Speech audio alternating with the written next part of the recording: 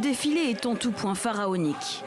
À bord de chars dorés, escortés par un cortège d'artistes, 22 momies royales quittent le musée du Caire pour rejoindre leur nouvelle demeure, le NMEC, le musée national de la civilisation égyptienne. Soit on enlève les momies secrètement dans l'obscurité de la nuit quand personne ne le sait, soit on le fait ainsi, en grande pompe, et les momies obtiennent leur dû. Ce sont les rois d'Égypte, ce sont les pharaons, et c'est donc un moyen de faire preuve de respect. Dans ces véhicules reposent d'éminentes figures de l'Égypte pharaonique, dont la plus célèbre d'entre elles, Ramsès II. Le tout sous les yeux du président égyptien.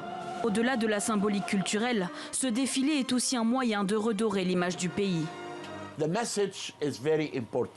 message est très important. Nous allons dire aux gens, à travers le défilé des momies, que l'Égypte est en sécurité. Nous avons besoin que les gens reviennent.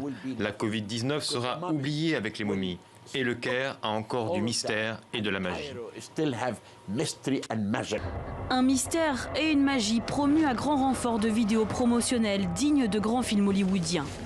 Mais est-ce suffisant pour faire oublier les difficultés économiques et les critiques envers le régime égyptien ? Il y a l'idée qu'il y a une Égypte éternelle qui remonte au pharaon, dont on est fier, et en même temps, comme je dis, c'est un appel aux touristes. Donc il y a ça qui est tout à fait présent dans la propagande du régime. Le nationalisme égyptien, c'est tout ce qui reste au régime aujourd'hui, pour le cimenter et pour éviter qu'il y ait trop de contestations. Sur les réseaux sociaux, le grand défilé n'est pas passé inaperçu. Avec le hashtag en arabe « Malédiction des pharaons », de nombreux internautes ont associé les récentes actualités au déplacement de ces momies. Blocage du canal de Suez, accident de train et effondrement d'un immeuble meurtrier.